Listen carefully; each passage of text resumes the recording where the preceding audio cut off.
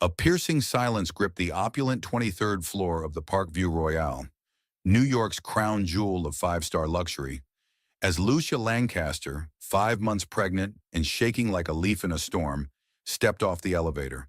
Her stilettos clicked against the marble like gunshots, but it wasn't the sound that rattled her. It was the sickening intuition in her gut. Every step towards Suite 2301 felt like walking into the jaws of something monstrous. Is he really here? With her? God, what am I about to see? Lucia wasn't just anyone. She was the wife of Damian Lancaster, the golden boy of tech, the billionaire playboy CEO whose name alone could spike stock markets. To the outside world, they were royalty. Charity galas, front row fashion week seats, their romance immortalized on social media like a modern-day fairy tale. But that night, behind the gold-plated door of his hotel suite, that fairy tale was about to go up in flames. She slid the key card into the lock, the one he gave her for emergencies only, and the door opened with a cold, mechanical click. The scent hit her first. Cologne she recognized, but mixed with it, a sweet, floral perfume she never wore. Her stomach turned.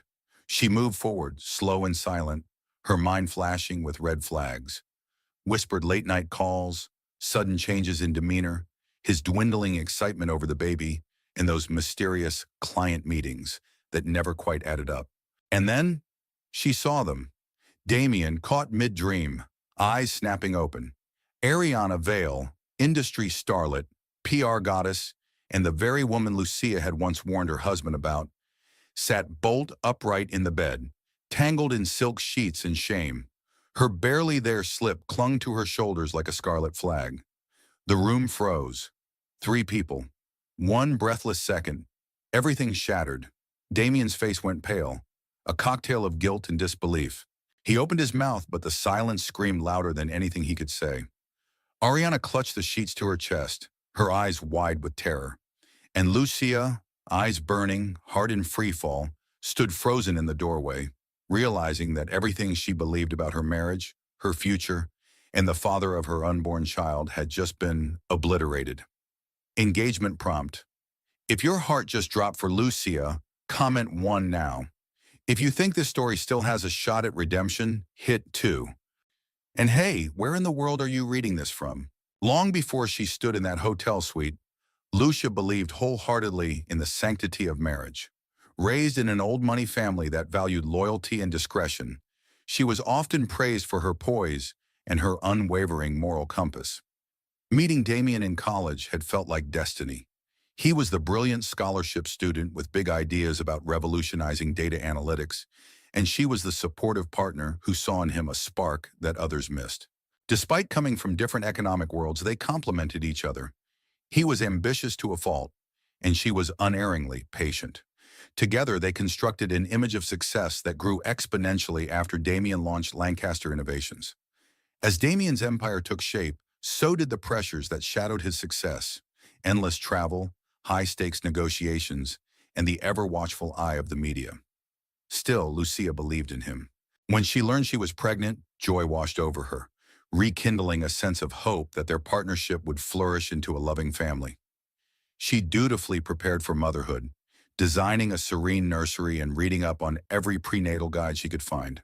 Yet beneath the polished exterior of her life, she sensed something elusive, a quiet erosion of intimacy. Damian's schedule, once bearable, became erratic. He claimed every late-night meeting or overseas phone call was crucial for the company's expansion. At first, Lucia tamped down any suspicion, reminding herself of the early years of struggle and the vows she made to support him no matter what. But then came that phone call in Chicago, the trembling voice of a concerned friend who had spotted Damian at the Parkview Royale, looking far too comfortable with a woman who was most definitely not Lucia. Even then, Lucia had hoped it was a misunderstanding or some overblown rumor. And so, with only a few days left of her own business conference, she hopped on a plane ahead of schedule, her heart pounding with dread and an inexplicable surge of adrenaline. In that single heart-stopping moment at the hotel door, she realized everything was about to change. The love story that had once defined her life was unraveling. Damian Lancaster, at 34, had risen from modest beginnings to become a billionaire in the making. While many revered him as a visionary who could sway investors with a single pitch, few glimpsed the insecurities lurking beneath his immaculate tailored suits. His father had left when he was 10, forcing his mother to juggle two jobs in a small Ohio town. Damian vowed he would never let hardship define him. Through relentless persistence, he secured scholarships and launched a series of entrepreneurial endeavors, some failing gloriously, others quietly planting the seeds of success. Ultimately, Lancaster Innovations exploded onto the tech scene, swiftly attracting top-tier venture capitalists. With skyrocketing finances came the lure of power, exclusive gatherings in penthouse bars, dinners with influential moguls, and admirers who found his confidence intoxicating. Yet Damien insisted he remain grounded, attributing his moral compass to Lucia's steadfast presence. She was his high school sweetheart turned wife, the person who had witnessed his darkest hours. He often told her, "I would be nothing without you," and he meant it, at least once upon a time. But as his star rose, so did the temptations. When Ariana Vale strode into a fundraiser wearing a sleek gray pencil skirt, exuding ambition and intelligence, she caught his eye in a way that felt dangerous. Initially, it was purely professional. Damien needed a marketing genius to spearhead his newest product line. Ariana delivered pitch-perfect strategies that dazzled him. Late nights in the office morphed into hushed conversations, first about business, then about personal aspirations and shared vulnerabilities. Her empathy and wit provided an unexpected balm for the anxieties he never dared reveal to Lucia. Their flirtation escalated with disconcerting ease, an electric current passing between them. One evening, after signing a major international contract, they celebrated with champagne. A stolen glance lingered a second too long. A gentle brush of the hand became a forbidden caress. In that instant, Damien made a choice that contradicted the vows he had once pledged to Lucia. As he surrendered to seduction, he convinced himself it was a momentary lapse, never expecting how swiftly desire could plunge him into chaos. In the dim glow of Suite 2301, Lucia's eyes brimmed with tears as she looked upon her husband and Ariana. She whispered, "How long?" But Damien's mouth opened without producing any sound. Ariana muttered an apology, hastily gathering her clothes while refusing to meet Lucia's gaze. The silent tension was deafening. Lucia's entire body quaked, one hand instinctively cradling her pregnant belly. Only then did Damien spring into a panicked scramble, as if snapped out of a trance. "Lucia, listen, this isn't what it looks like," he stammered, pathetically aware of how hollow his words sounded. Ariana, shell-shocked, slipped into the bathroom to dress, her face bloodless. The betrayal was undeniable. There was no script to smooth it over. Lucia shook her head, tears now flowing freely. "You've lost the right to tell me what anything looks like," she managed, voice trembling. Turning on her heel, she bolted for the door. Damien followed, but she was already in the hallway, pressing the elevator button with frantic urgency.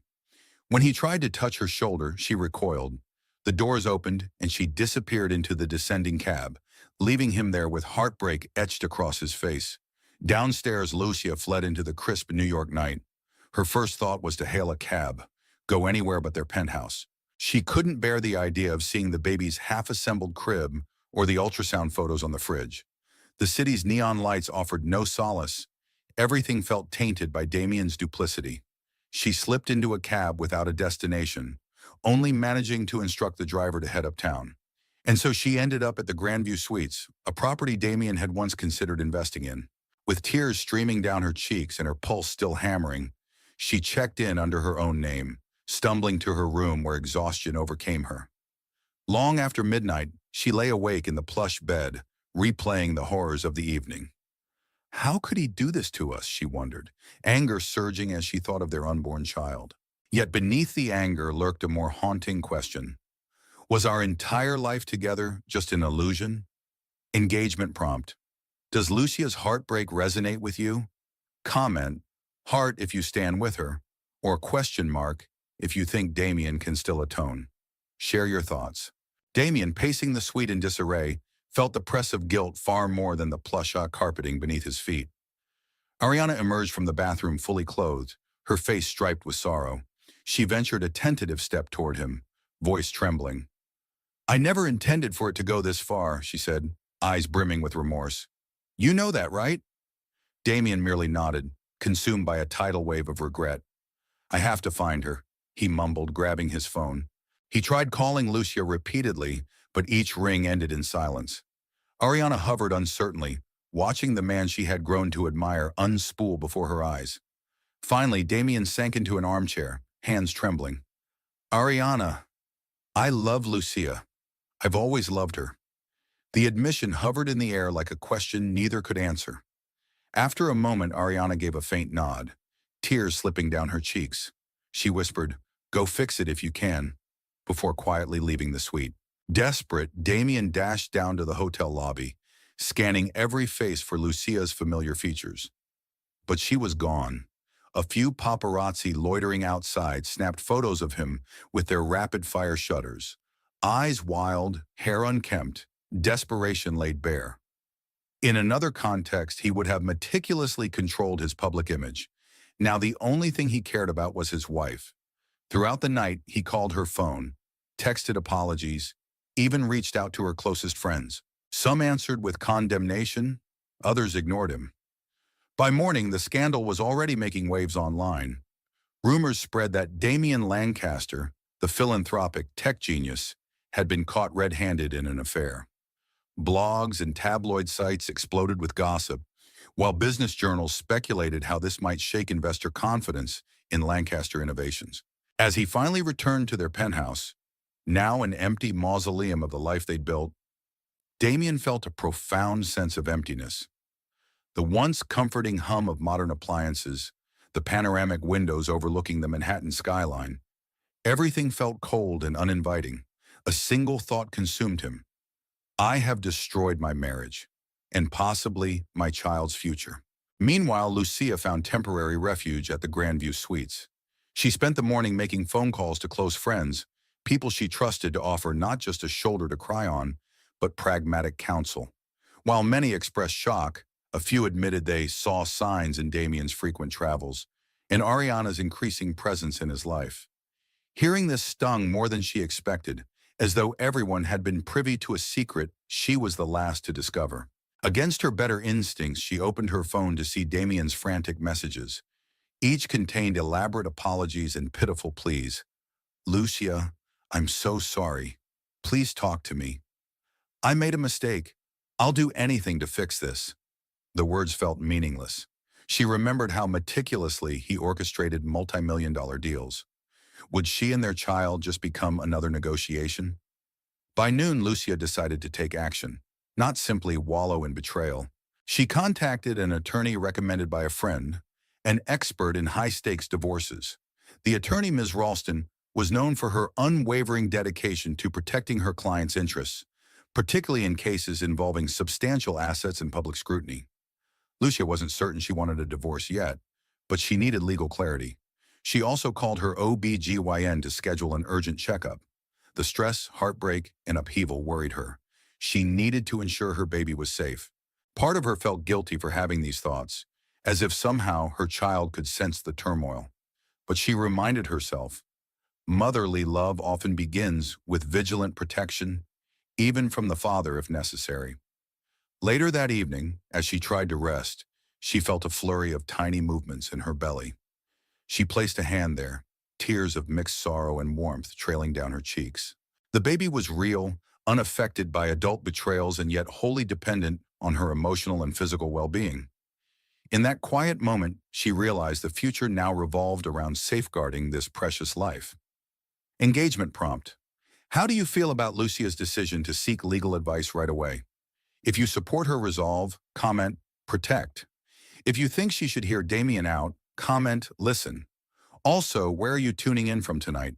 Across the city in his penthouse office, Damien tried to compartmentalize the aftermath. He had soared to business prominence by being relentlessly goal-driven, so he treated the scandal like a corporate crisis. First, he convened a meeting with his PR advisors, who insisted on a statement that upheld moral responsibility while avoiding explicit guilt. We can't lie, they explained, but we can certainly spin. Damien felt a bitter taste in his mouth, recalling how effortlessly he'd spun the truth for investors. This time, however, he wrestled with an emotional and ethical quagmire. Next, he reached out to the board members of Lancaster Innovations, hoping to reassure them that his personal mistakes wouldn't impede the company's performance. It didn't help that news outlets were already printing headlines like, "Tech mogul's marriage on the rocks, stocks waver." A few major investors, privately citing concerns about negative publicity, hinted at withdrawing funds. Damien realized he couldn't simply damage control this. It was bigger than any corporate meltdown he had ever managed. Worse yet, Ariana Vale was also under scrutiny at her firm. Damien heard through the grapevine that she might be asked to resign due to her role in this very public drama. The thought of Ariana, once so confident, becoming collateral damage twisted his stomach. He had never wished to ruin her life. But what was done was done. As dusk fell, Damien stood at the floor-to-ceiling windows, gazing at the Manhattan skyline. He recalled the first night he and Lucia spent in this penthouse, looking at the city lights as they celebrated their engagement. She had teased him about how unbelievably tall everything seemed compared to their college dorm. Now the view no longer held wonder or promise. It felt like a mocking specter of the success he'd traded his marriage for. He texted Lucia again, another apology, then again, and again. Each unanswered message ratcheted his anxiety higher. He needed a plan, not just for the business, but for his child, for Lucia, for all that he was on the brink of losing. Yet he felt powerless, adrift in a crisis of his own creation. At Ms. Ralston's law office, Lucia navigated an intimidating array of documents outlining everything from property division to custody scenarios. Each item was a reminder that her marriage was a financial and legal partnership as much as it was emotional. She hadn't fully decided on divorce. Part of her hoped that the father of her child might redeem himself, but she couldn't ignore the betrayal. "Lucia," Ms. Ralston began in a measured tone, "I recommend we prepare for all scenarios. You're carrying his child, and given Damien's influence, we have to establish your rights clearly." Lucia nodded, feeling a surge of both apprehension and relief. This is the reality now, she thought. I can't just cling to illusions. The next few days passed in a blur of depositions and phone calls. Lucia found an apartment on the Upper West Side through a family acquaintance, discreetly leasing it in her name alone. She wanted a space not overshadowed by Damien's wealth or presence. Moving out was emotional.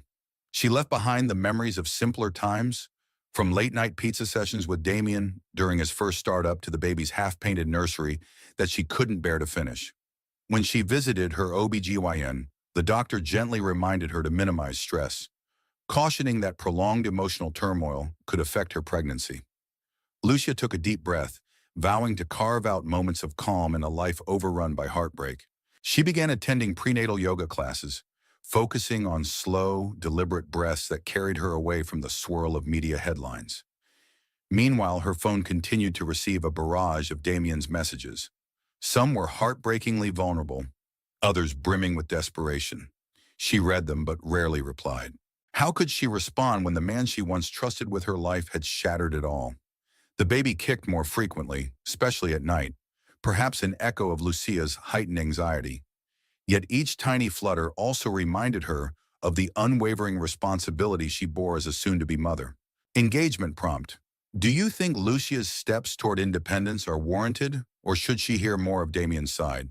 Type brave if you applaud her move, or open ear if you think dialogue is key. And how long have you been following this story tonight? When Ariana Vale lost her position at her marketing firm, the fallout felt like a cold slap of reality. She packed her office belongings into a single box under the watchful stares of colleagues who once marveled at her skill. In a city like New York, reputations could be made or destroyed with astonishing speed. She had never aspired to become the other woman, a label she couldn't shed. Friends stopped calling, and prospective employers ghosted her the moment they heard her name tied to scandal. Late one evening, Ariana sat in her tiny Soho apartment, the flicker of a half-burnt candle casting shadows across the walls. Her phone lay silent, except for a single message from her mother, who had seen the tabloids. She yearned to call Damien, to find out how he was coping, but she knew it was a bad idea. He had made it clear, Lucia and the baby came first. Ariana told herself this was only fair, but that knowledge did little to quell the ache of rejection. In a burst of self-reflection, she wrote a letter, longhand, addressed to Lucia. It wasn't a bid for sympathy, but an attempt at contrition. "I deeply regret my actions. I never meant to intrude on your life," the letter read. She admitted she had been selfish and short-sighted. She didn't expect forgiveness. She barely forgave herself. After days of internal debate, she decided to mail it, unsure if Lucia would ever open it. Despite her remorse, Ariana recognized she had to move forward. She began applying for new jobs under her full legal name, Ariana M. Vale, hoping the middle initial would throw off casual Google searches.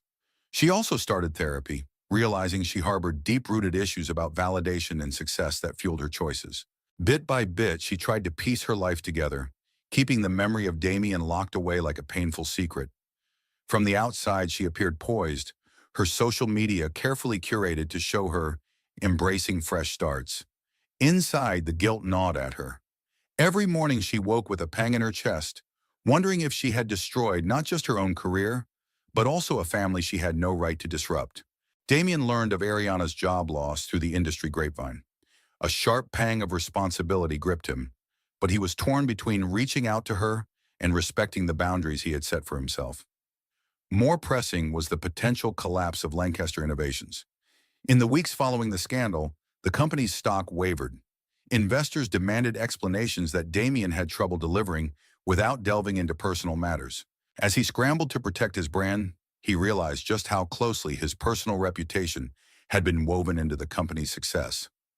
Late-night strategy meetings consumed him. He tasked the PR team to push philanthropic efforts, donations to hospitals, educational programs, and technology grants. He appeared in carefully scripted interviews where journalists asked pointed questions about his marriage. He would dodge them, forcing a polite smile and offering non-answers about focusing on the future. Yet behind that veneer, he was drowning in regret. In desperation, Damien arranged a meeting with Lucia's attorney. If Lucia wouldn't speak to him directly, perhaps he could demonstrate contrition through a legal channel. He offered generous settlements, attempts to provide financial security for her and the baby, hoping it might reopen the lines of communication. But Ms. Ralston's polite, measured tone on every phone call made it clear Lucia was not ready to talk. Each evening, Damien returned to an empty penthouse. Their wedding photos, once proudly displayed, felt accusatory. He considered removing them, but realized that living without reminders of Lucia would be worse. One night, he sat on the sofa in the dark, staring at an ultrasound photo pinned to the refrigerator door. He had once been so excited, bragging to everyone about baby Lancaster and the brilliant future that awaited them all. Now a storm of anxiety and longing crashed in his mind. Would Lucia keep him away from the child? Could he even blame her if she did? Engagement prompt. Do you feel any sympathy for Damien as he struggles with guilt and potential financial fallout? Reply sympathize if yes, or no mercy if you think he should face the consequences. Also, we'd love to hear where in the world you're reading this from. Lucia stood at the window of her new Upper West Side apartment, gazing out at the Hudson River shimmering under a dusky sky. She had just returned from her latest doctor's appointment, where she'd heard her baby's heartbeat. Steady, relentless, a source of comfort she desperately needed. Despite the swirl of heartbreak, she felt a stirring of pride that she was doing this on her own terms. With the help of Ms. Ralston, she had established temporary custody guidelines in anticipation of the birth. Although Damien had rights as the father, Lucia insisted any interaction with the child be contingent on her comfort and the child's well-being. She received text updates from her attorney about Damien's offers. Property, money, anything to ease her burden. Lucia sighed. No amount of money undoes a broken promise. That night, she found Ariana's letter slipped under her door, presumably forwarded from her old address. Curiosity warred with anger. After some hesitation, she opened it. Ariana's words were raw, an admission of guilt and a plea for understanding that Lucia could barely stomach. Yet she found no satisfaction in the other woman's misery, only a hollow sadness that two lives had intersected to dismantle what she thought was unshakable.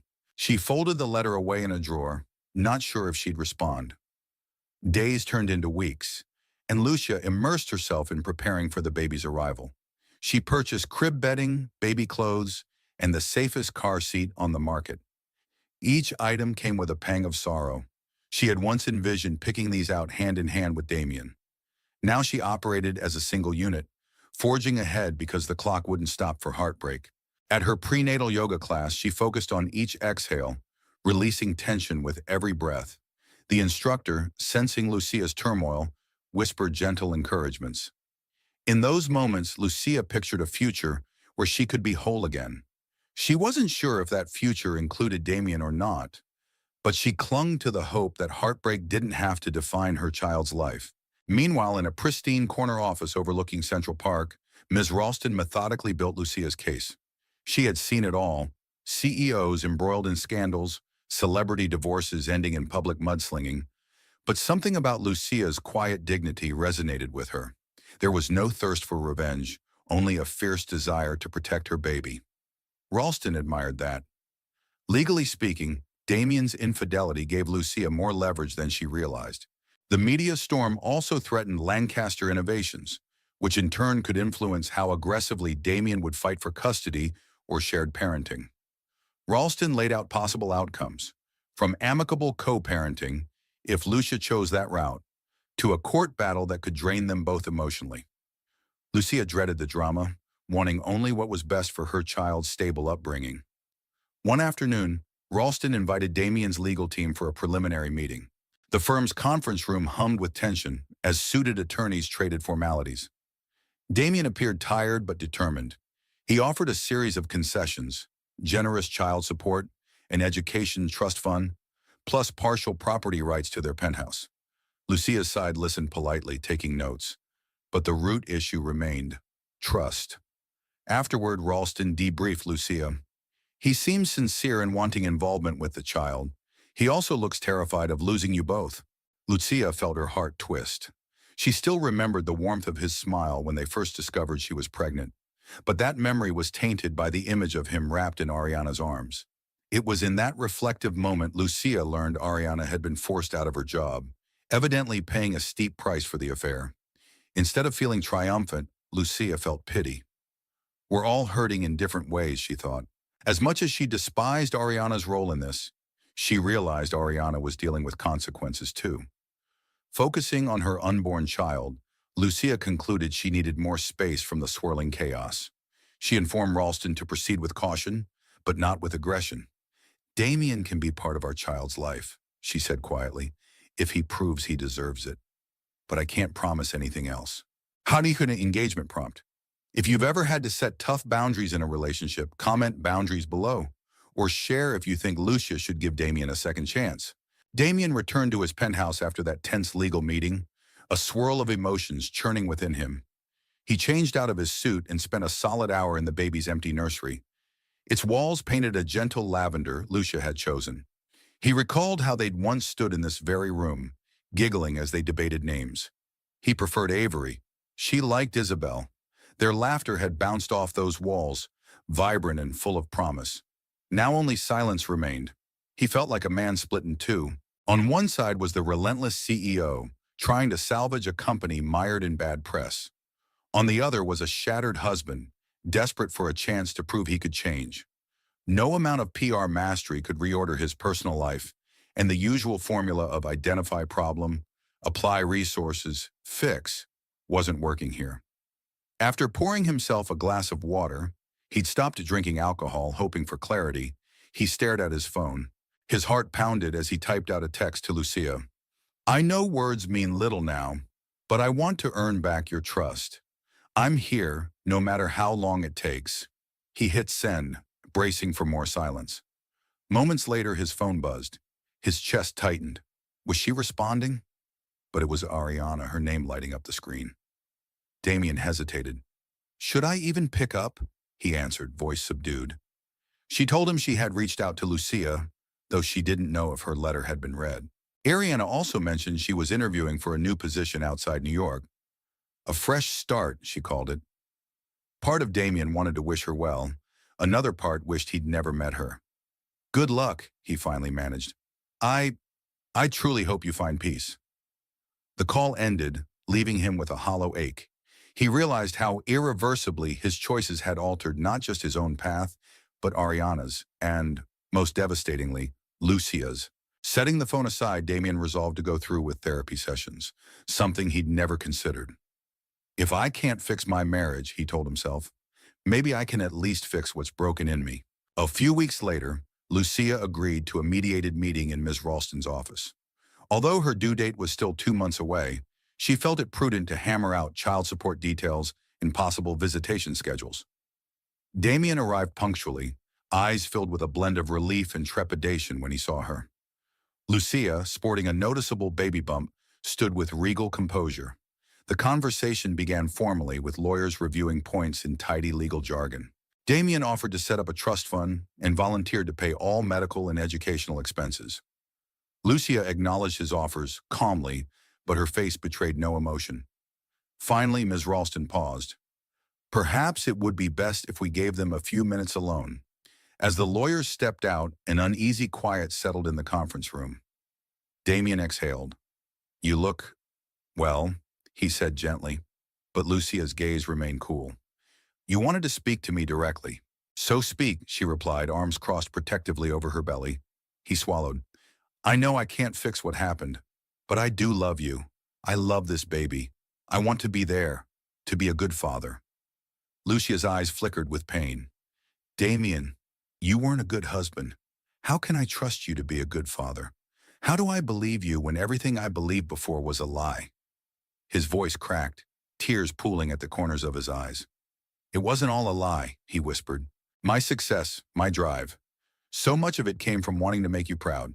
And somewhere along the way, I lost my mind, gave in to temptation. But please don't let my mistake punish the baby. She closed her eyes, letting his words sink in. A swirl of memories flashed. College days where they shared ramen noodles, nights spent mapping out business plans on napkins. The first time they said, I love you. Those moments felt distant, yet unerasable. After a long silence, she finally spoke. I want what's best for our child. That means I'll consider letting you be there, if you prove consistent and genuine. But it'll take time. I don't know if I can ever love you the same way. Once the lawyers returned, an interim plan was documented. Damien would attend certain doctor's appointments, but only with Lucia's permission. Financial support would flow immediately for prenatal expenses. A formal visitation schedule would be established once the baby was born, pending Lucia's comfort in any court decisions. Lucia remained firm in her stance. If he shows he's serious, I won't deny him. But right now, I need space. In the following weeks, Damien found small windows of grace. Lucia allowed him to join her for one prenatal checkup, where he heard the baby's heartbeat for the first time in months. Emotions overwhelmed him. Tears slipped down his cheeks as the steady thump-thump filled the room. Lucia observed him silently, her own heart softening just a fraction. This was, after all, their child. Outside the clinic, Damien offered to drive Lucia home. She declined, calling for her own car. Yet for the first time since the scandal erupted, she allowed a small, hesitant smile when she said goodbye. That fleeting warmth ignited a flicker of hope within him. Perhaps not all was lost. At Lancaster Innovations, however, the pressure intensified. Investors were increasingly antsy, and the board considered installing a co-CEO to guide Damien through the crisis.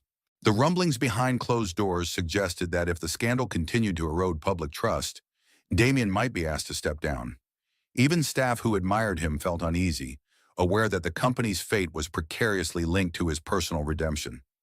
Meanwhile, Ariana decided to relocate to Chicago for a new job, an opportunity that allowed her to leave New York's gossip mill behind. In a last private message to Damien, she said, I'm moving on. I genuinely wish you and Lucia find a way to make it work for your child's sake. Damien read it twice, relieved and grateful that Ariana was seeking her own future without lingering entanglements. Engagement prompt. Do you think Lucia's slight willingness to let Damien attend appointments is a step toward healing? Type hope if you see reconciliation, or never if the damage is too great. We appreciate hearing your perspective. For the first time in her adult life, Lucia operated with a newfound sense of solitary purpose. She reviewed nursery designs in her new apartment, measuring the walls for custom shelves. Each day, she performed gentle exercises to manage stress and keep her pregnancy healthy. Friends organized a baby shower filled with pastel decorations, tiny socks, and miniature stuffed animals. Despite the celebratory air, a pang of melancholy followed her every smile. Damien's absence felt like a gaping hole. Over time, however, Lucia began to notice Damien's quiet efforts. He refrained from bombarding her phone with messages, respecting her boundaries. Through Ms. Ralston, he arranged a substantial contribution to a local women's shelter in Lucia's name, citing her longtime passion for charity. He even started therapy, as she learned via a mutual friend. These small acts didn't erase the pain, but they chipped away at her hardened resolve, leaving her to wonder if, maybe, he truly was changing. One brisk winter morning, she agreed to meet him for coffee at a neutral location, a busy cafe near the law firm. It wasn't a date. It was simply a chance to discuss logistical details about the baby's arrival. Yet as Lucia settled at a corner table, she felt the flutter of nerves. Damien arrived looking strangely vulnerable in a simple sweater and jeans, rather than his usual bespoke suit. They exchanged polite greetings, then got down to business. Hospital arrangements, potential co-parenting schedules, future decisions about the baby's schooling. Gradually, the conversation shifted into a more personal register. Damien apologized again, voice quivering. Lucia thanked him for respecting her space. They talked about her health concerns and the baby's expected milestones, common ground that momentarily bridged the chasm between them. By the end of their meeting, Lucia felt a complex mixture of relief and uncertainty. Damien walked her to the curb, maintaining a respectful distance. Before parting, he placed a hand on her shoulder in a gesture seeking permission. She allowed it, however briefly, feeling the warmth of his touch. It was the first time in months that a spark of their old connection flickered. As Lucia entered her 8th month of pregnancy, the tension that once defined every encounter with Damien began to ease. Slightly. She was far from forgiving him completely, but necessity demanded a truce. The baby was coming, and a tangled mess of legalities, fatherly involvement, and emotional health required her to think strategically. Escalating conflict alone couldn't be the path forward. There had to be a solution, or at least a stable arrangement. Mrs. Ralston oversaw adjustments to their plan. Damien would attend the birth, provided Lucia felt safe with his presence at the hospital. He would also attend a few parenting classes, a surprising suggestion from Ms. Ralston that Damien accepted without hesitation. Secretly, Lucia was glad. If nothing else, he might learn the basics of caring for a newborn: diaper changes, swaddling, late-night feedings. She didn't want him to be an incompetent father. Meanwhile, the board at Lancaster Innovations continued to hover in a state of uneasy truce. Damien's new philanthropic thrust and public apologies seemed to temper the worst of the backlash. The stock prices stabilized, though not at their peak. Internally, rumors suggested the board might still impose restrictions on Damien's leadership if the scandal flared up again. Feeling the weight of precarious goodwill, Damien poured himself into philanthropic events, quietly donating millions to children's hospitals and literacy programs. He disliked the veneer of damage control, but part of him also recognized the chance to do genuine good. In the hush of his penthouse, he often found himself alone in the would-be nursery, humming lullabies he remembered from childhood. On one such evening, he ventured to paint a soft mural on one wall, a starry night sky with gentle clouds. It was a small, hopeful gesture, like planting seeds in scorched earth. Engagement prompt. Is Damien's mural painting an earnest step toward redemption, or just a superficial patch-up? Type earnest if you believe in second chances, or patch if you remain skeptical. Don't forget to tell us how you're enjoying the story so far. The final weeks of pregnancy were a whirlwind for Lucia. Frequent doctor's visits, last-minute purchases for the baby, and emotional swings that came from both her condition and her unresolved heartbreak. She stuck to a structured routine: morning yoga, an afternoon walk by Riverside Park, and evening phone calls with her mother, who promised to fly in to help with the baby. One chilly evening, Damien texted with a polite request to drop off a care package at her apartment: vitamins, freshly prepared soups, and some plush blankets. After some deliberation, Lucia agreed. When he arrived at her doorstep, the awkwardness was palpable. Still, she invited him in for a few minutes. They spoke in subdued tones, as though the baby might overhear any tension. Lucia noticed Damien's eyes linger on the assembled crib in her living room. Her voice softened. "I'm doing my best to make this place feel like a home. I wanted the baby to have somewhere calm to sleep." Damien nodded, tears threatening to spill. "I understand. I've been working on the nursery back at the penthouse too, not to pressure you, just in case one day you'd both come back. His words hung in the air, brimming with the vulnerability he never used to show. Lucia bit her lip, torn between anger and compassion. For so long he had been the strong-willed, ultra-ambitious partner, and now she saw flashes of the boy who had once confessed he was terrified of failing. She sighed, placing a protective hand over her belly. Maybe, she whispered, but not yet. They exchanged a parting embrace, brief and careful, before Damien left. After shutting the door, Lucia sat on the couch, feeling the baby move. She wondered if, down the road, these uncertain gestures of kindness could kindle a spark that might allow them to co-parent peacefully or even reconcile in some form. But the lingering image of Damien with Ariana was never far from her mind. Healing, if it happened at all, would be a slow climb. Shortly before Lucia's due date, Miss Ralston arranged one more formal meeting to finalize contingencies for labor and delivery. Damien arrived looking anxious but determined. "I've enrolled in a fatherhood class," he announced, breath unsteady. "I'm learning about everything from swaddling to postpartum support. I know it's late, but I'm trying." Lucia studied him for a moment, recalling the countless times he'd talked about trying in his business endeavors, from pitching new software to entering foreign markets. Now he was trying to salvage their family. She gave a small nod, appreciative but guarded.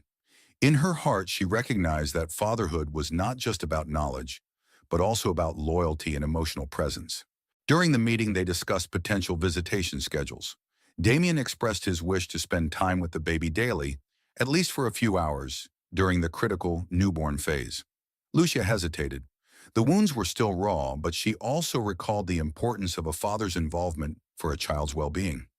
After some back and forth, they tentatively agreed that Damien would be allowed limited visits in Lucia's apartment under her supervision until trust could be reestablished.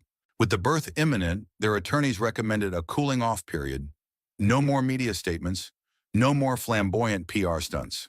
They wanted a quiet environment for Lucia's final weeks of pregnancy. Damien agreed wholeheartedly, suspecting that the best redemption might be found in genuine humility, away from the cameras. That evening, Lucia felt a sense of uneasy peace. She still had nightmares of that hotel suite, but now they were interspersed with daydreams of Damien cradling their newborn, singing lullabies. She didn't know if her heart could handle those conflicting images. Sometimes she wished for a simpler universe where betrayal had never happened. Engagement prompt.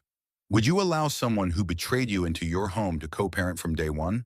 Type yes if you believe in shared parenting, despite the past, or no if the pain is too deep to overlook right now.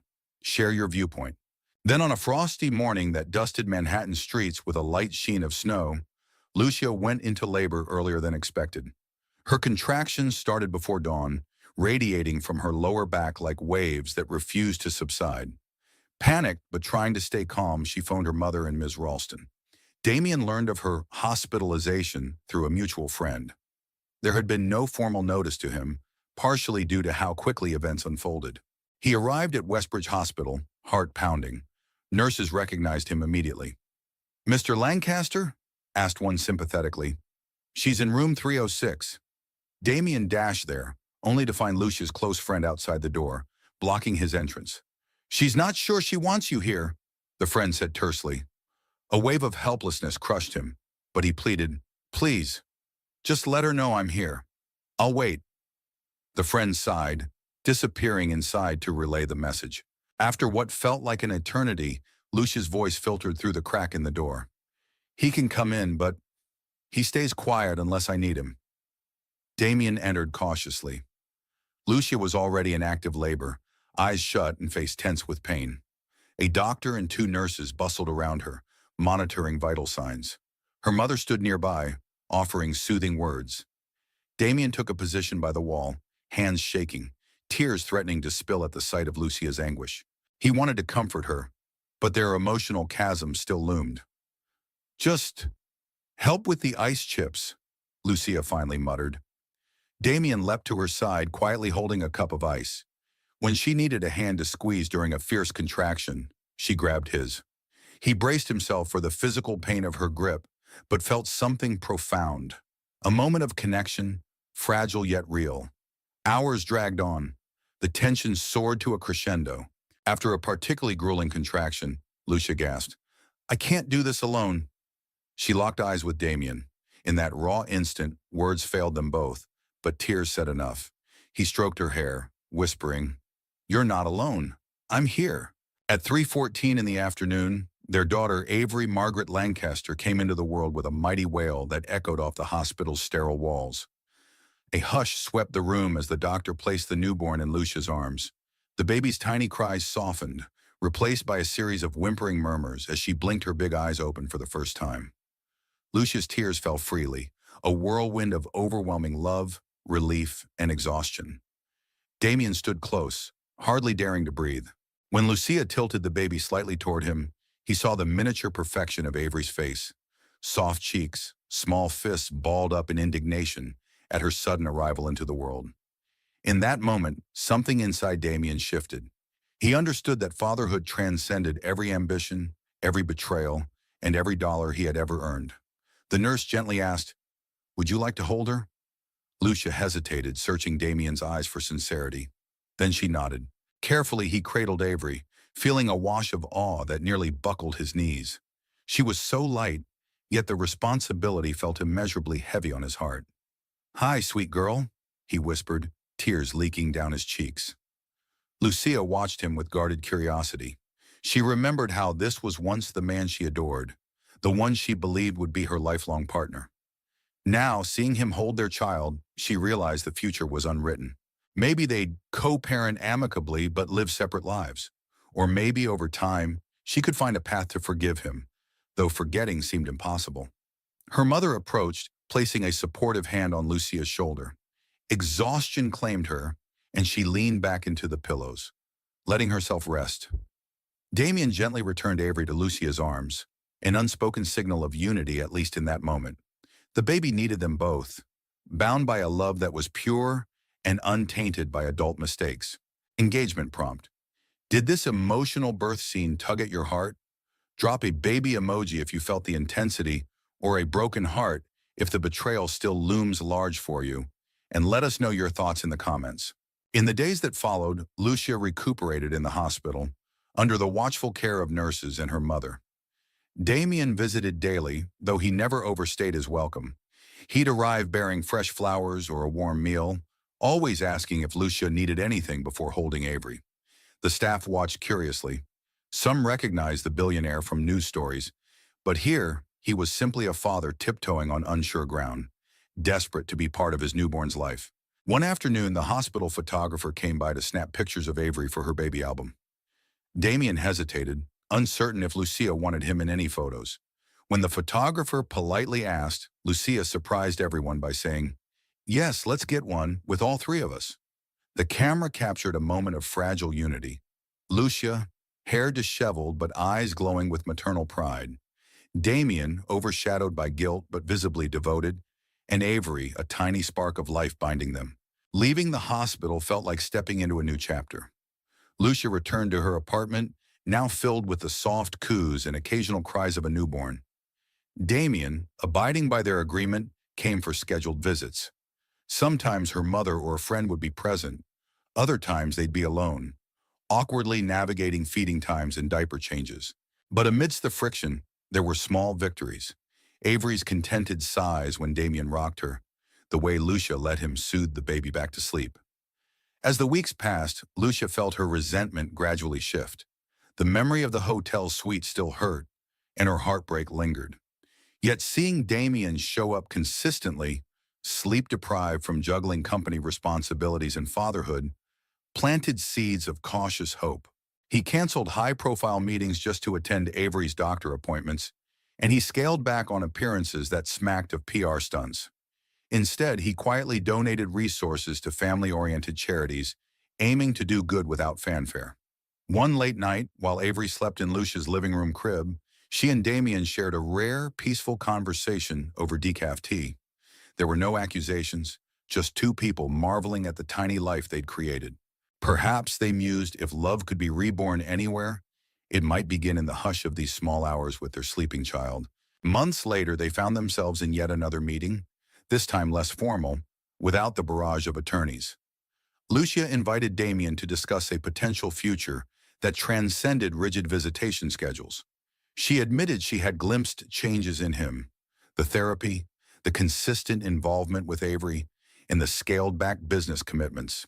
He confessed he understood if she could never truly forgive him, but prayed that, at the very least, they might give Avery the stability she deserved.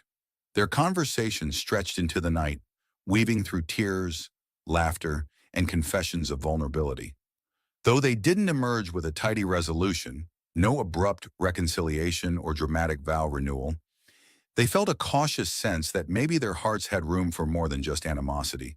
Maybe, through pain and accountability, something resembling love could be rebuilt. And so, the story that began with a devastating betrayal took an unexpected turn toward fragile coexistence. While Damien's empire endured the shock of scandal, it survived, largely thanks to the philanthropic pivot and his newfound dedication to ethical leadership. Ariana, long gone to Chicago, started anew, bearing her own lessons from the affair. Lucia, once shattered by heartbreak, stood stronger than ever, forging a life that prioritized her child's well-being above all else. And baby Avery thrived, blissfully unaware of the tumult that had once threatened to tear her family apart. If you've been reading this far, you've witnessed how quickly trust can shatter under the weight of hidden desires. You've seen how heartbreak can bring even the mightiest individuals to their knees, and how the resilience of the human spirit can pave paths to unexpected second chances. The question remains, is all truly forgiven, or does the memory of betrayal linger like a ghost, forever shaping their lives? No matter the conclusion each reader draws, one truth stands clear. Love, when tested, can either crumble or transform. Lucia and Damien may never be the same as they were before that night in the Parkview Royale. Yet in the quiet moments spent caring for their daughter, they discovered new facets of empathy, responsibility, and hope. Perhaps that is the ultimate testament to growth, the realization that even amid a storm of betrayal, life continues to bloom. Have you ever stumbled upon a secret so scandalous it threatened to unravel everything you thought you knew? In this tumultuous tale of hidden lies and shocking revelations, one woman claims to have miscarried a child she never lost, and a millionaire discovers his own wife is mysteriously raising that very same baby. Amid betrayals and hidden agendas, trust is tested and love is put on trial. This story brims with twists, heartbreak, and desperation, a real-life drama that will make you question how well you truly know the people around you. Buckle up. You're about to experience deceit like never before. Julian Levesque was, by all appearances, a man who lived the dream. From his penthouse suite overlooking the shimmering skyline of Manhattan to his wide-reaching philanthropic endeavors, Julian had built a sterling reputation. The son of a self-made real estate tycoon, he had multiplied the family fortune several times over with astute investments, turning him into a millionaire by the age of 30. Accomplished, handsome, and known for his impeccable taste, he was envied by many and idolized by more. On the surface, Julian's life was picture perfect. He was married to Serafina Serra to her friends, a graceful, warm-hearted woman from a modest upbringing in upstate New York. Their story was the stuff of modern fairy tales. Sarah worked as an intern in the PR department of one of Julian's smaller enterprises. They crossed paths in a break room, sparks flew, and their whirlwind romance ended in marriage. Now they were approaching their 3rd anniversary, and Sarah was pregnant with their first child. But behind every elegant facade lies the potential for hidden cracks. Despite the loving glances at galas, the dazzling pictures on social media, and the philanthropic events they hosted together, Julian and Sarah had a complicated dynamic. Their busy schedules often meant they slept in separate time zones, meeting at breakfast to exchange hurried kisses before darting off to chase the day's demands. Little did Julian know just how wide the chasm was growing between them, one that would soon swallow his world in scandal. It all began with hushed phone calls at odd hours, abrupt ends to conversations when Julian approached, and a sense that the vibe in the penthouse had changed. Sarah's usual beaming smile grew thinner, always accompanied by a nervous glance over her shoulder. She was 5 months pregnant, glowing physically, yet emotionally she seemed distant, as though a storm brewed just behind her eyes. One evening, after a particularly long day, Julian found Sarah in the living room, cradling a cell phone, her knuckles white as she gripped it. On the screen, he glimpsed a familiar number before she snatched it away. That same number, associated with an older friend Sarah had grown up with, seemed to appear over and over. It could have been harmless, yet something about the tense expression on her face told him otherwise. Julian's suspicion grew deeper when he realized Sarah was heading to her prenatal checkups without him. Each time he offered to clear his schedule, she insisted it was nothing major and that there's no need to fuss. Her breezy dismissals only fueled his worry. Was she hiding a health issue? Or did she simply want to keep her husband away from the doctor's office for some reason? The tension escalated one evening when Julian returned home unexpectedly early and heard Sarah whispering over the phone, "I promise I'll take care of everything, just don't come here unannounced again." Then silence. When he asked her who it was, she claimed it was her father, an aging man who supposedly needed financial help. But Sarah's father, James Gilmore, was a semi-retired mechanic, living a comfortable life. He wouldn't need urgent, secret money from his daughter. Behind the elaborate curtains, the perfect photos, and the charitable image, a web of lies was being spun. Julian's unsuspecting heart was about to be thrust into a realm of deception he was ill-prepared for. And at the center of it all, a child who, unbeknownst to him, was not the blessing it appeared to be, or at least, not the only blessing in the mix. No one could have guessed that soon the very definition of family would be twisted into an unrecognizable shape, foreshadowing the turmoil to come.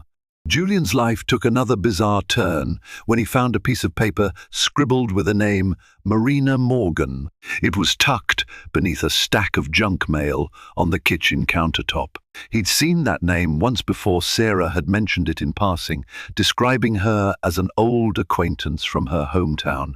But it struck him as odd that Sarah would scribble the name on a slip of paper with such urgency, only to hide it beneath unrelated letters. Marina Morgan was an enigma in Sarah's past. She was once rumored to be a wild child who vanished from the small town of Stonebridge after stirring up trouble, only to reappear periodically with a new scandal in tow. By the time Sarah went to college, Marina was long gone from the local circles. No one seemed to know where she'd ended up or what her life looked like. Why was Marina's name surfacing now? And why did Sarah's voice quiver each time it arose? Julian debated confronting his wife, but a strange sense of dread held him back. It felt as if opening that door might unlock a flood of secrets that would forever shatter the world he knew. His uncertainty only grew after Sarah began receiving small packages with no return address. One arrived during a weekend morning. Julian noticed it was mailed from a different state, New Jersey, and postmarked with a tiny heart sticker on the corner.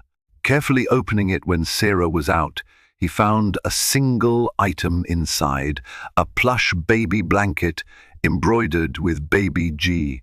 Confusion set in. Sarah's last name before marrying him was Gilmore, so Baby G might imply Baby Gilmore. But was that from a friend or relative who couldn't recall Sarah's married name? Or was it from Marina Morgan, someone Sarah was unwilling to discuss? In the following days, Sarah acted restless and depressed, often locking herself in the guest bedroom to take calls. When Julian pressed her on who was calling, she'd muster a forced smile, claiming it was her father or maybe a cousin planning a surprise for the baby. Yet that tension in her voice never lifted. At night, Julian noticed that she'd wake up gasping, as if haunted by nightmares she refused to share. Life continued in a swirl of uncertainty. Julian's business obligations demanded his focus, forcing him to travel frequently. On a short trip to Los Angeles for a property development venture, he found himself unsettled, thinking obsessively about Sarah's mysterious behavior. Even in board meetings with wealthy investors, he was distracted. At dinner with his best friend, Edward Torres, a high-end realtor who had known Julian since college, he finally confessed his fears. Edward, a level-headed man, listened intently. He suggested that Sarah's anxiety might be related to the pregnancy itself. Women can get overwhelmed, Edward reasoned, and if there's some personal issue from her past creeping up, maybe she's trying to handle it quietly. Yet that explanation only half satisfied Julian. He recalled the phone calls, the hush, the packages, and the name Marina Morgan. He wondered if Sarah had done something before they married that she was ashamed to reveal now. Still, his devotion to her ran deep. If she was in trouble, he wanted to help. But Sarah's behavior suggested she was protecting someone else, or maybe protecting Julian himself from a truth too explosive to handle. Unbeknownst to him, that truth was creeping nearer. Marina Morgan was not just a phantom from Sarah's past. She was about to burst into their present life like a tornado, fueling drama, heartbreak, and revelations that would put all of Sarah's carefully constructed secrets at risk of unraveling. And for Julian, the greatest shock was yet to come. The day Marina Morgan appeared on their doorstep was a day that would forever live in Julian's memory. It was early afternoon. Sunlight poured through the massive floor-to-ceiling windows of their penthouse, reflecting against the polished marble floors. Julian had returned home earlier than usual, hoping to surprise Sarah with lunch. Instead, he found a striking woman standing just outside the elevator, wearing oversized sunglasses and carrying a well-worn duffel bag. Her eyes immediately scanned Julian from head to toe. She looked well-traveled and not at all frazzled, despite the suspiciously heavy bag.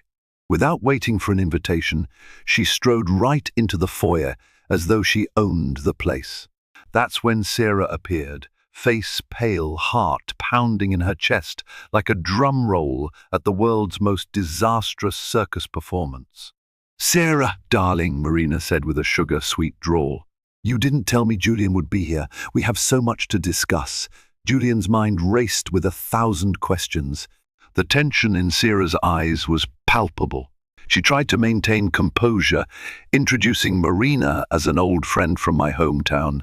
But no matter how thoroughly Sarah attempted to spin it, the energy in the room betrayed her.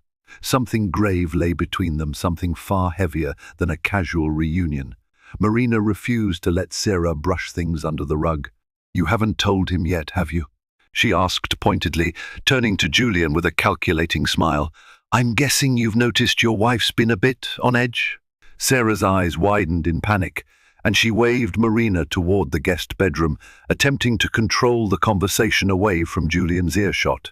But Marina, with an air of arrogance, didn't budge. "Julian's going to find out sooner or later," she declared. "Besides, I'm tired of sneaking around. Don't you think it's time for the truth?" Julian felt a cold pit forming in his stomach. Glancing at Sarah, he saw tears welling in her eyes. "What truth?" he asked, voice almost a whisper. Sarah looked pleadingly at Marina, but Marina just shook her head. "My baby never died," she said, her voice ice cold. "I lied about the miscarriage, and I want what's rightfully mine." A trembling confusion overtook Julian. He turned to his wife, searching for any semblance of clarity, but the sheer devastation in her eyes only confirmed there was more to this story. "Miscarriage? Whose baby?" "Sarah, what is she talking about?" Sarah took a trembling breath. "Julian, it's not what you think. Please trust me, there's a good reason."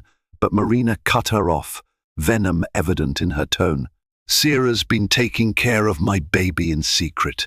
She claims it's hers, your child even. But it's not. The baby she's carrying is mine." Julian's brain locked up, paralyzed by the tsunami of accusations. He wanted to believe it was some twisted joke. Why would Sarah raise someone else's baby? And how would that even work if Sarah was physically pregnant? I don't understand, he stammered, looking at Sarah, noticing her trembling hands pressed protectively against her belly. Marina's lips curled into a smirk. Trust me, Julian, there's a lot you don't understand, she said, eyeing him with a vengeful glint. But that's why I'm here to make sure Sarah doesn't steal my child. The atmosphere was stifling, the air thick with unspoken rage and fear. In that moment, Julian realized he was standing on the edge of an abyss, about to be plunged into revelations that defied logic. He reached for Sarah's hand, only to feel her pull away. The distance between them was suddenly too vast, and the secrets that hovered in the air were too enormous to comprehend. For the first time in his adult life, Julian Levesque felt powerless. His marriage, his upcoming fatherhood, everything he believed was anchoring him threatened to collapse under the weight of Marina Morgan's shocking presence. The drama had begun, and no one in that penthouse would ever be the same again. Unable to process Marina's words, Julian demanded answers. Sarah, shaking and teary-eyed, asked Marina to leave them alone for just a moment so she could explain. Grudgingly, Marina agreed, setting down her heavy duffel bag in the corner and stepping out onto the penthouse balcony. Her eyes lingered on Julian in a way that was both pitying and triumphant, as if savoring the chaos she'd unleashed. Sarah took Julian's hand and guided him into the master bedroom, shutting the door gently behind them. Her voice trembled. Julian, I'm so sorry. Please, just listen to me for a moment. Julian tried to quell the storm inside him, but couldn't ignore the panic in his wife's eyes. What's going on, Sarah? You need to tell me right now. Are you carrying someone else's baby? Are you lying to me? I need the truth. Taking a shaky breath, Sarah began her story. Remember when I told you about my hometown friend Marina? She'd gotten pregnant unexpectedly last year. The father left her, and she was desperate. She reached out to me, asked me for help. She had no money, no support, nothing. I agreed to help her financially. At first, it was just for prenatal care. Then she talked about adoption. She was going to put the baby up for adoption after birth because she couldn't handle raising a child alone. Julian listened, confusion overwhelming him. But how does that have anything to do with you being pregnant? Sarah's gaze fell to the floor, her voice barely above a whisper. Marina didn't want people to know she was pregnant. She was afraid the baby's father might come after her, or that her family would disown her. So we hatched this plan. I would pretend to be pregnant in her place, so that when the baby was born, we could claim it was mine. We thought it was a safe way to give the baby a good home. We could raise the child as our own. Julian and Marina would be free from all the complications. Julian's heart hammered. You wanted to adopt Marina's baby and pass it off as ours. Sarah, that's insane. Why not just do a legal adoption? Why all the secrecy? Tears streamed down Sarah's cheeks. Marina panicked. She was paranoid that the father might track her if we did anything official. And I was so eager to be a mother. After my first miscarriage last year, Julian felt like he'd been punched in the gut. He remembered that miscarriage. Sarah had wept for nights on end. Could her trauma have driven her to this desperate scheme? And then, Sarah continued, after all the planning, Marina told me she lost the baby. But apparently, that was a lie. She never miscarried. She took the money I was giving her, but hid the fact that she was still pregnant. I only found out the truth a few weeks ago. She blackmailed me, threatening to expose everything if I didn't keep supporting her. I was terrified you'd find out and leave me. Julian closed his eyes, trying to steady himself. The pieces were maddening. If Marina lied about a miscarriage, then what about you? Your belly is showing. Are you actually pregnant? Or? Sarah hesitated, her eyes brimming with anguish. I don't know, she whispered, pressing a hand against her round abdomen. At first, I thought I was faking, but then I started feeling things, kicking. The doctor confirmed, "I really am pregnant. It was a miracle. Just when I thought I couldn't carry a baby to term, it happened." But with Marina in the picture, everything has gotten so messed up. She's claiming that the child inside me is somehow hers, or she wants to sabotage my pregnancy out of jealousy. I'm not even sure what she wants.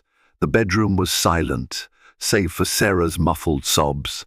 Julian looked at his wife's trembling form, uncertain whether to be furious or heartbroken. The situation was more convoluted than any nightmare he could have conjured.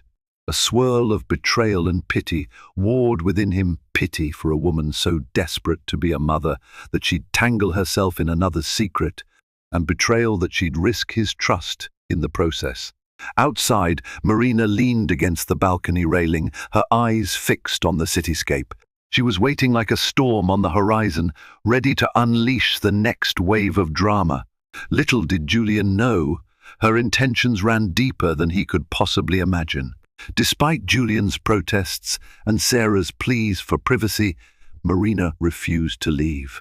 She claimed she had nowhere else to go, and if they kicked her out, she'd be forced to expose their fraudulent arrangement to the entire world. A million thoughts raced through Julian's mind. Yes, he had power, money, and resources. But if Marina truly spread rumors that Julian's wife was orchestrating some elaborate pregnancy scheme, his public image and potentially his entire business empire could suffer irreparable damage. He decided to keep his enemy close and grudgingly allowed Marina to stay for a few days while they figured out a plan. Marina made herself comfortable in the penthouse's luxurious guest suite. She draped her clothes across the armchairs and demanded room service from the kitchen staff like she was a VIP. Each morning, she'd saunter into the living area, greeting Julian with an unsettlingly familiar smile that hinted she enjoyed his discomfort. The once harmonious atmosphere of the penthouse turned claustrophobic, with tension crackling between Sarah, Julian, and their unwelcome house guest. At night, Julian's mind raced with questions. Was Sarah truly carrying his child, or had Marina somehow coerced her into a surrogacy-like situation?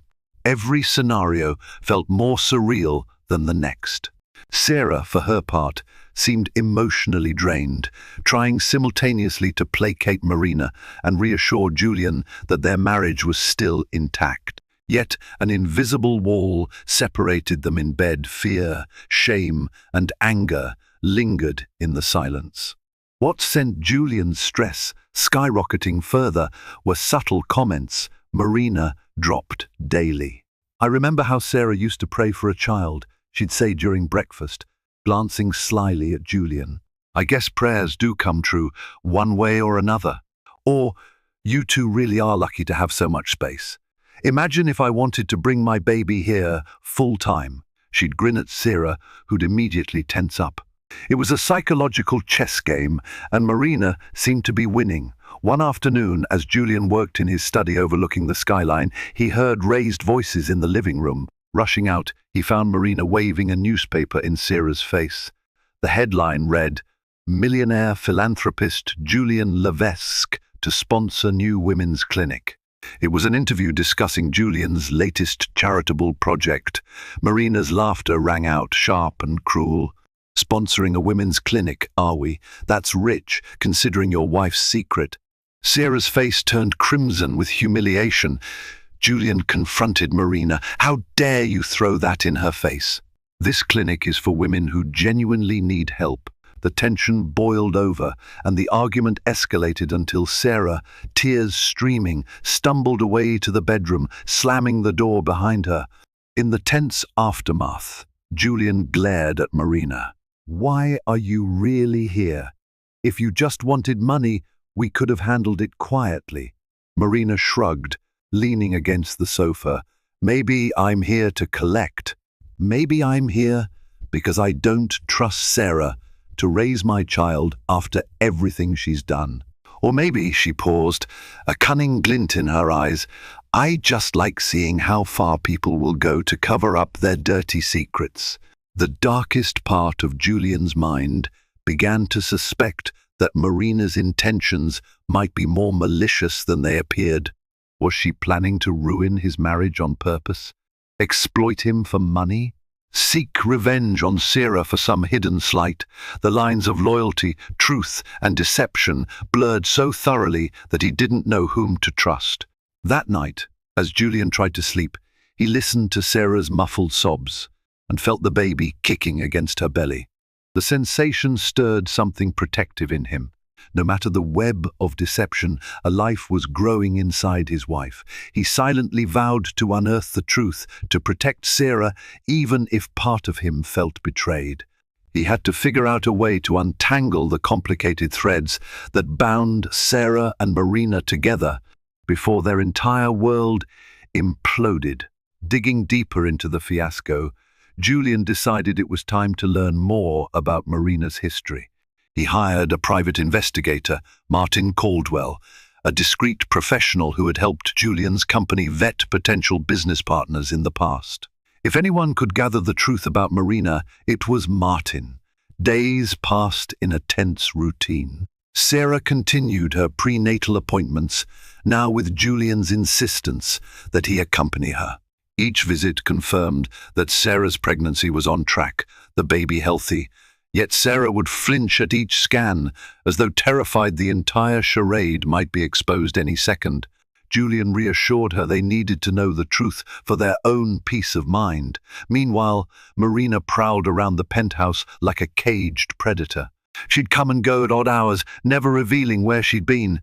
More worrisome was her fascination with Julian's lavish lifestyle. She'd linger by the garage, eyeing his cars. She'd ask intrusive questions about his net worth, his shares in various companies, and any inheritance waiting in the wings. Each question sent a chill down Julian's spine, making him wonder if greed or blackmail was driving her. One evening, the private investigator called, voice low and urgent. Marina Morgan has a record, Martin revealed.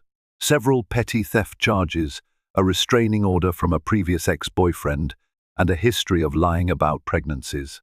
She's taken child support from multiple men, claiming the child is theirs, then disappearing once payments ceased.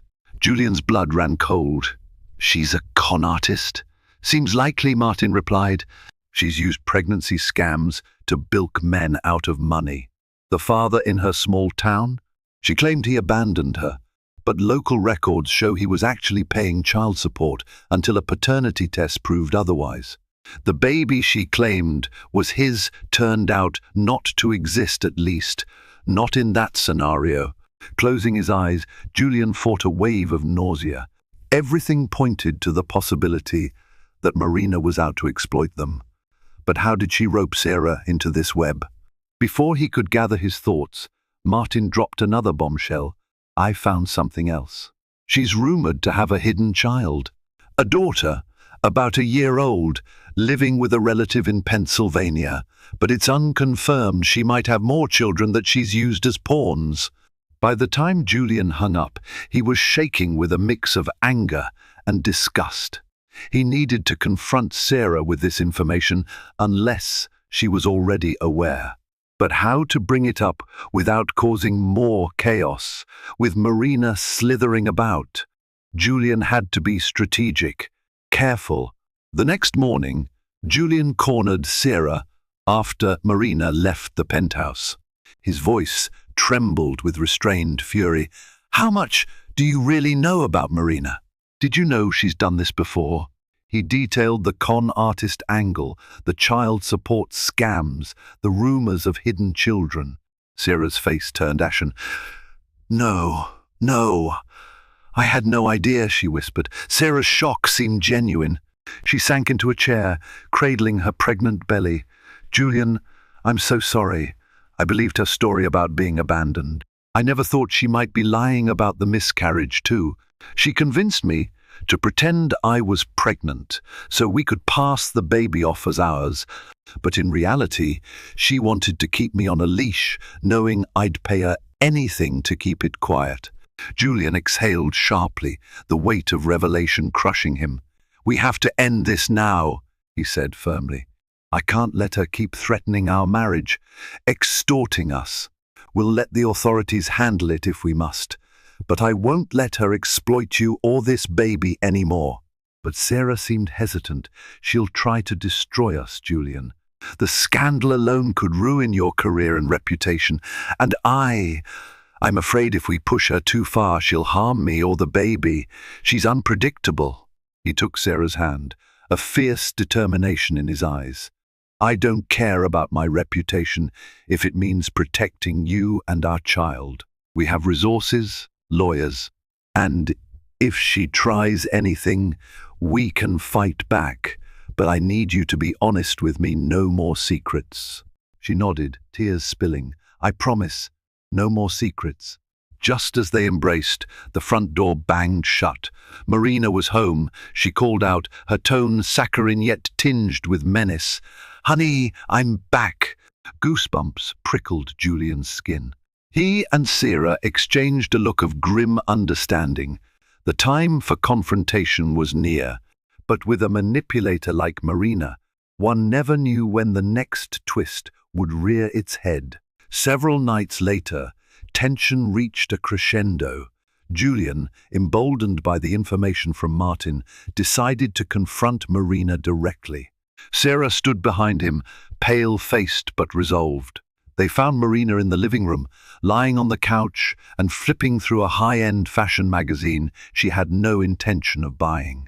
She didn't even flinch when they walked in. She almost seemed to savor their anger. Marina, Julian began, voice steeled, we know about your past. The scams, the lies, the false pregnancies. It's over. I want you out of our home and out of our lives tonight.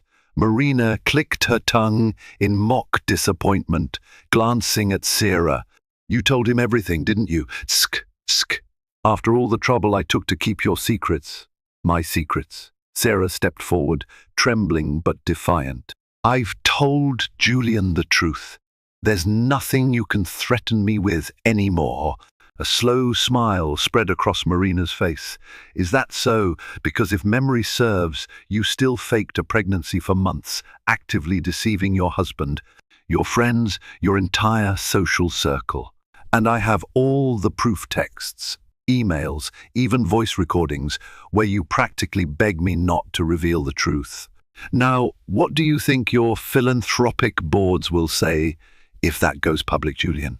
Julian's fists tightened at his sides. You can't blackmail us with that. The moment you try, we'll press charges for extortion and fraud.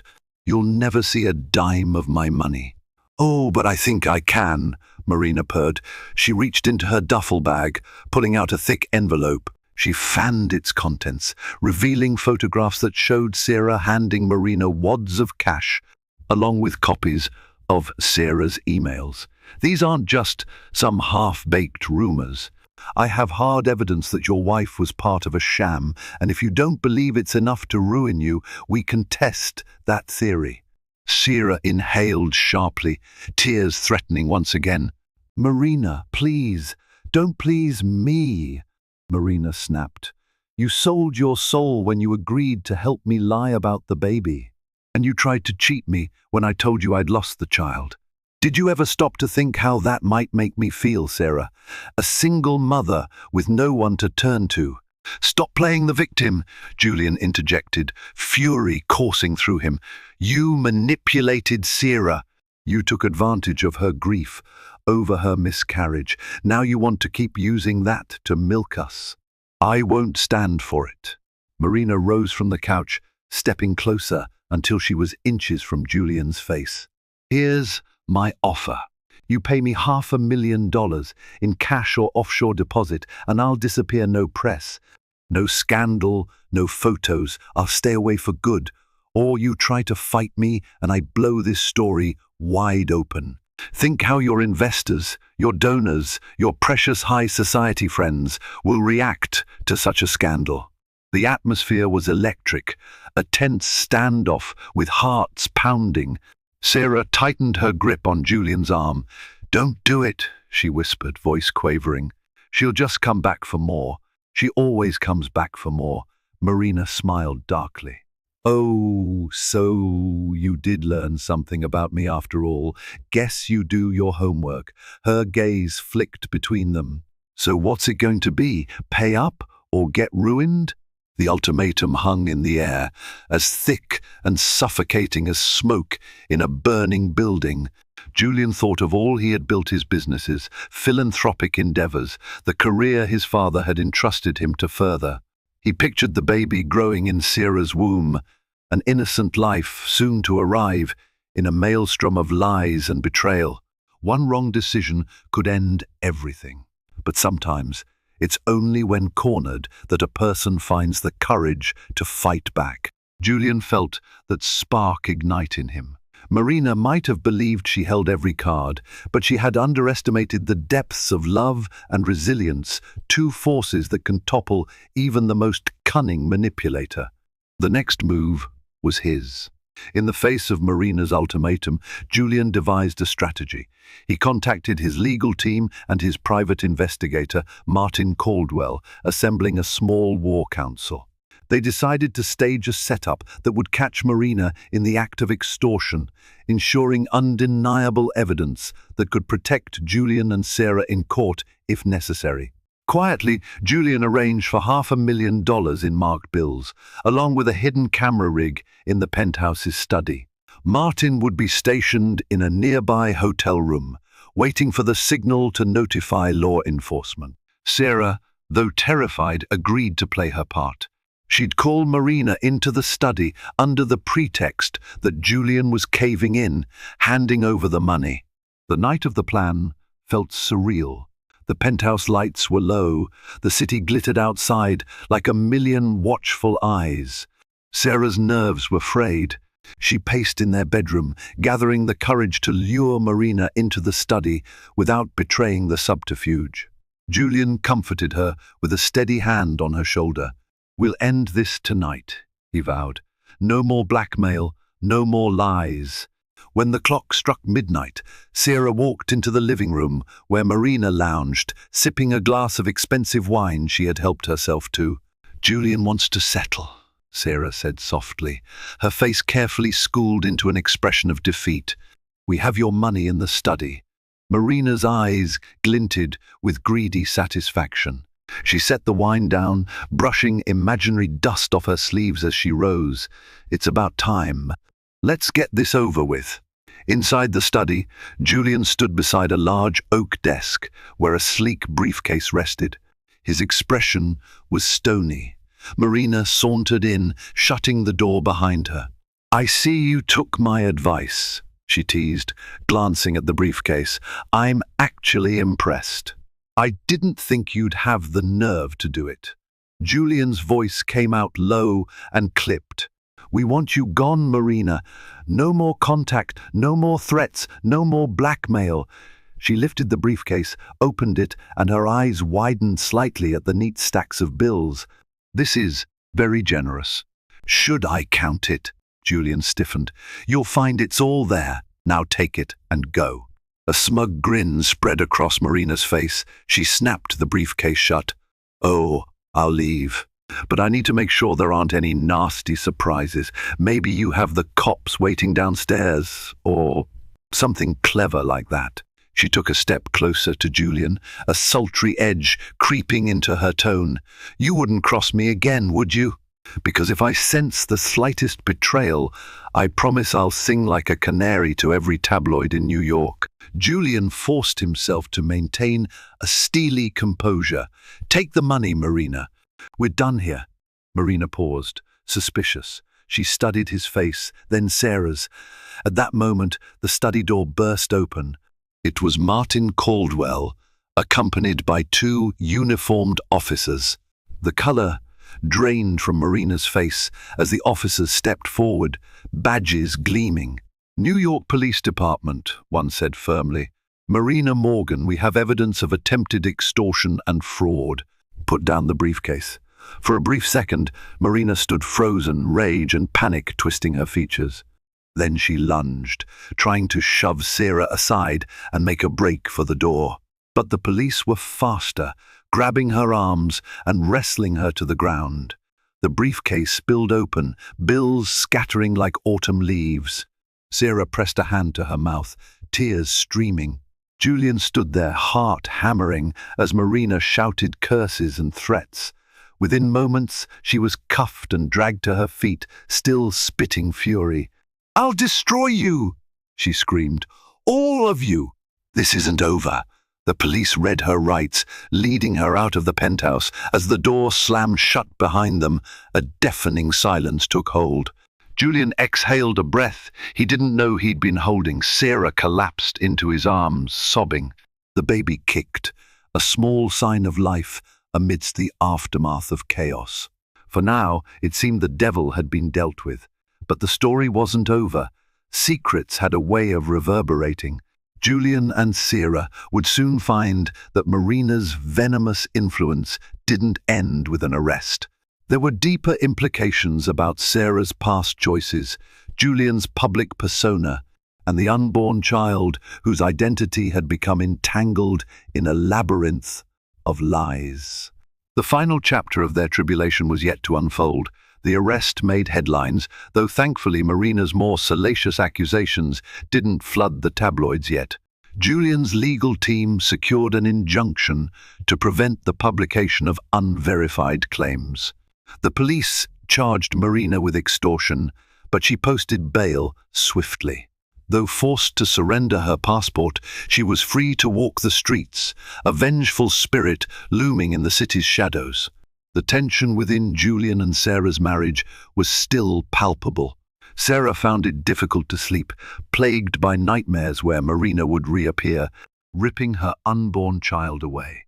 Julian tried to console her, but the trust between them had been rattled by too many secrets. They tiptoed around each other, discussing the baby's name and nursery plans with forced smiles.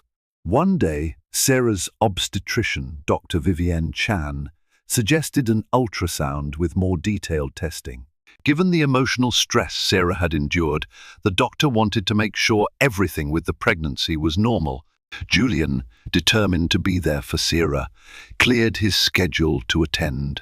In the dimly lit ultrasound room, Sarah lay on the table, belly exposed as Dr. Chan passed the wand over her skin.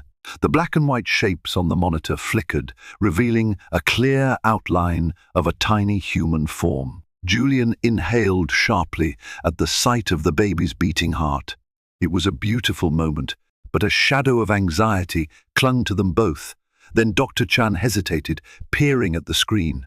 "It's nothing to worry about, but I need to run a quick test," she said, her tone careful.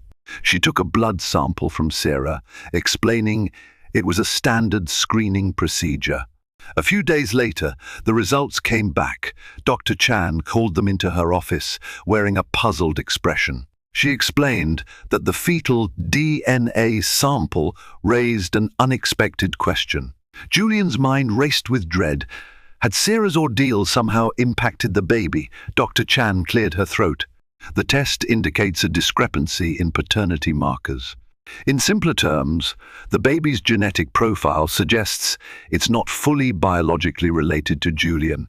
Sarah gasped, tears flooding her eyes. The look on Julian's face was heartbreak incarnate.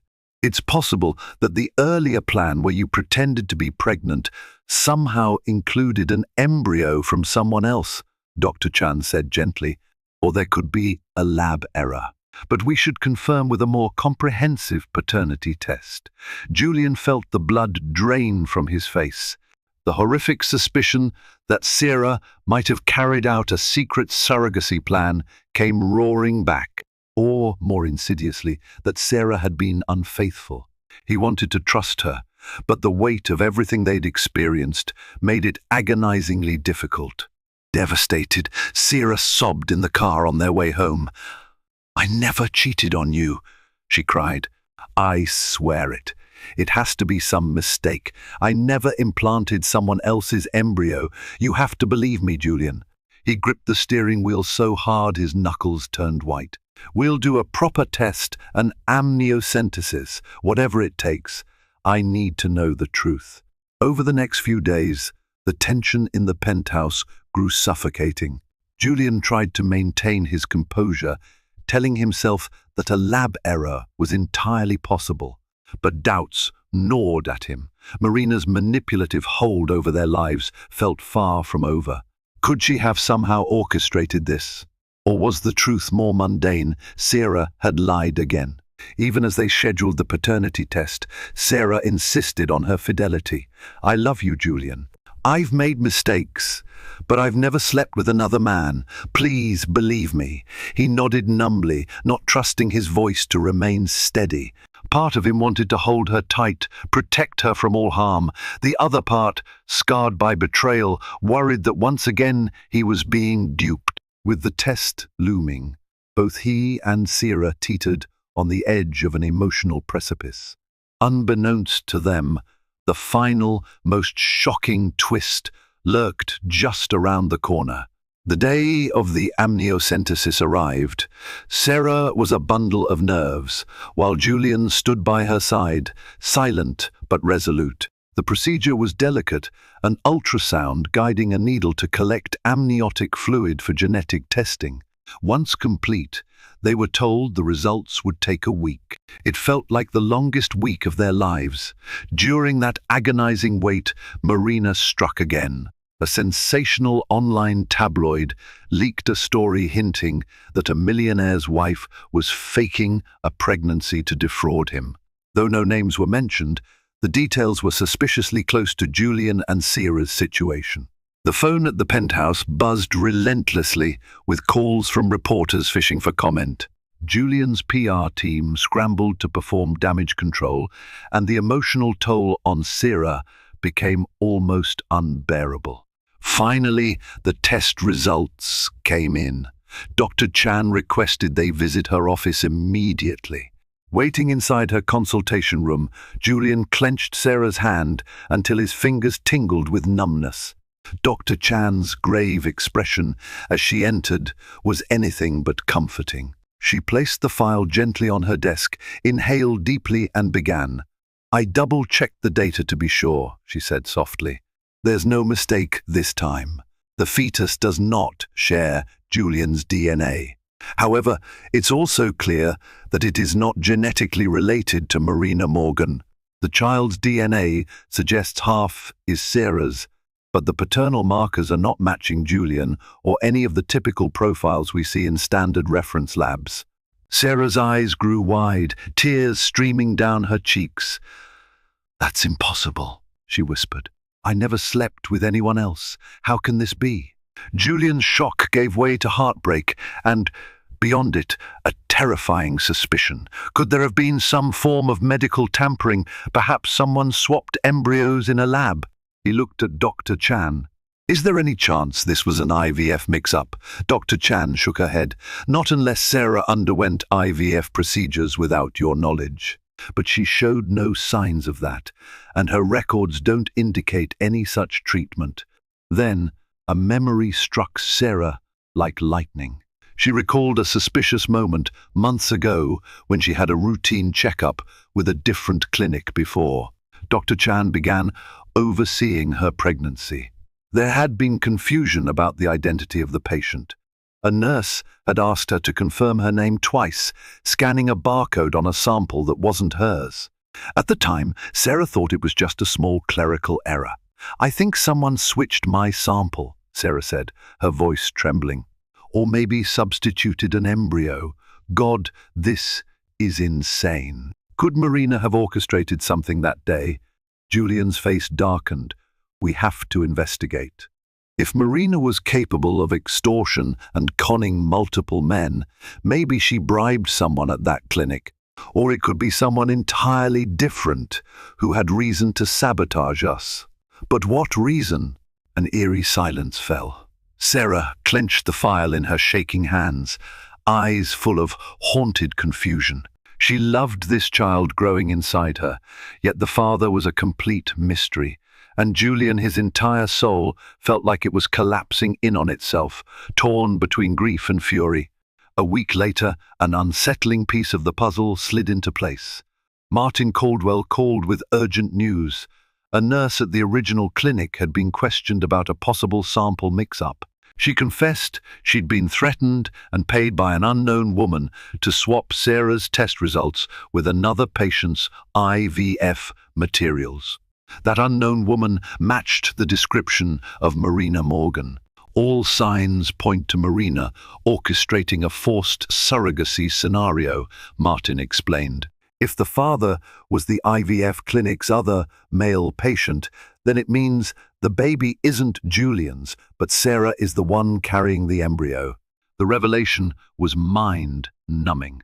Marina's final revenge, it seemed, was to ensure that Sarah bore a child that neither she nor Julian had intended biologically fathered by a stranger. The full extent of Marina's scheme might never be known, but it reeked of a twisted desire to destroy their relationship from the inside out. In the end, Julian refused to abandon Sarah. The child was innocent, and despite the agony of betrayal, he saw that Sarah was also a victim. They pressed charges against Marina for conspiracy and medical fraud. As the legal wheels turned, Sarah gave birth to a healthy baby girl. Though she was not Julian's by blood, he was there in the delivery room, cradling the infant.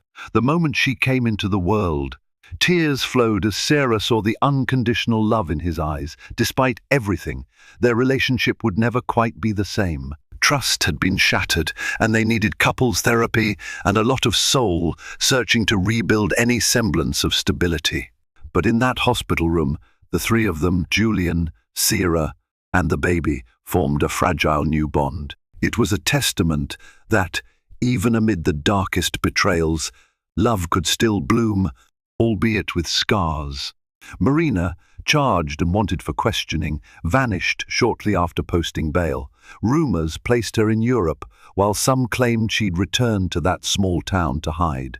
Whatever her fate, the legacy of her deception would forever mark Julian and Sarah's lives. Yet as they looked down at the baby, softly cooing in her hospital bassinet, they vowed that her future would be unmarred by the sins of the past. They'd confront the public scandal, handle the fallout of their reputations, and sort out the baby's legal identity. But for one tender moment, father, mother, and child stayed quietly together, a poignant illustration of the resilience born from heartbreak. Thank you for joining us on this roller coaster of lies, heartbreak, and redemption. In the end, Julian and Sarah faced the unimaginable, a shocking conspiracy that disrupted their marriage and lives. Marina's deception threatened to destroy them, but their unbreakable resolve gave them the strength to fight back, unearthing a twisted scheme so audacious it was almost unimaginable. Through it all, they chose love over despair and family over betrayal, welcoming an innocent child into their world despite her tumultuous beginnings. If this gripping saga kept you on the edge of your seat, please consider liking this video, sharing it with friends who love high-stakes drama, and subscribing to our channel for more enthralling stories. Your support fuels our passion for bringing you tales that captivate your heart and spark your imagination. Stay tuned for more real-life drama novels just like this.